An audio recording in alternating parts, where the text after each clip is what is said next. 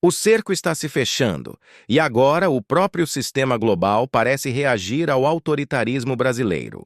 A Cloudflare, uma das maiores empresas de infraestrutura digital do planeta, tomou uma decisão que abalou Brasília.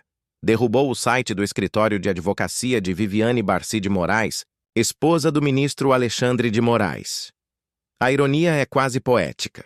Foi o próprio Moraes quem, meses atrás, obrigou a Cloudflare a bloquear o acesso ao X, antigo Twitter, no Brasil, em cumprimento a ordens judiciais vistas internacionalmente como censura política. Agora, a mesma empresa americana, que já havia sido alvo da fúria do ministro, retribui o golpe, e de forma devastadora.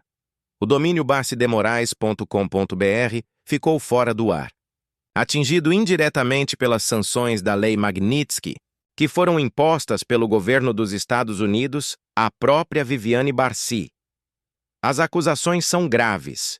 Fornecer suporte financeiro e estrutura jurídica ao ativismo autoritário conduzido pelo marido, em especial nas campanhas de perseguição a patriotas, jornalistas independentes e figuras ligadas a Jair Bolsonaro. Nos bastidores, técnicos apontam que o bloqueio foi automático, consequência do rastreio de conexões financeiras com entidades sancionadas. Mas o efeito político é devastador. Pela primeira vez, o império digital que sustentava o STF começa a ruir. Enquanto isso, outra gigante americana entra em cena, a Microsoft. Fontes ligadas ao setor de tecnologia confirmam que a empresa encerrou o fornecimento de e-mails corporativos e serviços de nuvem ao Supremo Tribunal Federal, também em função das novas sanções e das restrições comerciais associadas à política externa dos Estados Unidos. Na prática, o que isso significa? Significa que o STF, acostumado a operar com servidores, comunicações e plataformas hospedadas em infraestrutura norte-americana, perde parte da sua base digital. Sem essas ferramentas, a máquina de censura e vigilância montada, por Moraes encontra enormes dificuldades para continuar, operando com a mesma eficiência. Aqui está o ponto que a grande mídia tenta esconder. O isolamento internacional de Alexandre de Moraes é real. As empresas americanas estão se afastando, não apenas por causa das sanções diretas, mas porque o nome de Moraes e de seus assessores agora consta em listas de monitoramento internacional, associadas a abusos de direitos humanos, perseguição política e violações à liberdade de imprensa.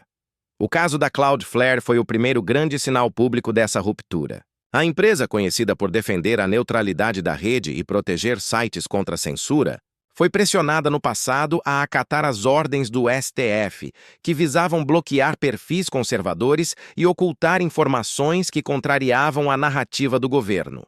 Agora, porém, ela parece ter mudado de postura, deixando claro que não será cúmplice de violações. O recado é direto. Quem usa a infraestrutura americana para reprimir a liberdade será desconectado dela. Ao perder o suporte das Big Techs, Moraes enfrenta uma crise inédita. Seus principais canais digitais, tanto pessoais quanto institucionais, dependem de tecnologias hospedadas em solo americano.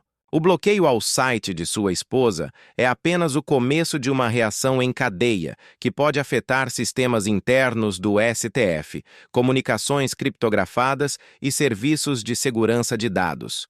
O impacto simbólico é ainda maior.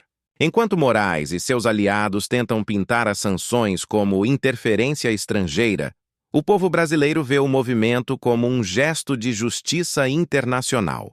Afinal, quando as instituições nacionais falham em conter o abuso de poder, o mundo observa e age.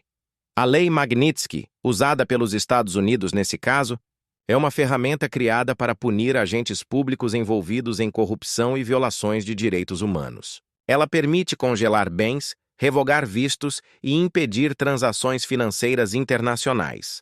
Foi aplicada a ditadores, oligarcas e políticos corruptos em diversos países, e agora atinge pela primeira vez figuras centrais do poder brasileiro. O efeito psicológico no STF é evidente. Fontes relatam que o clima no gabinete de Moraes é de tensão total. A chefe do gabinete, Cristina Yukiko Kusahara, e os juízes auxiliares Rafael Tamay Rocha e Ayrton Vieira descobriram que também tiveram seus vistos americanos revogados. A confirmação veio de forma humilhante. Ao consultarem o sistema do Departamento de Segurança Interna dos IPACIO, UAA, perceberam que seus registros haviam simplesmente desaparecido. É um sinal claro de que Washington não está mais disposto a tolerar abusos travestidos de legalidade, e a situação tende a piorar. Com o avanço das sanções, outras empresas de tecnologia podem seguir o mesmo caminho da Cloudflare e da Microsoft, bloqueando acessos, suspendendo contratos e exigindo transparência sobre o uso de seus serviços por órgãos públicos brasileiros.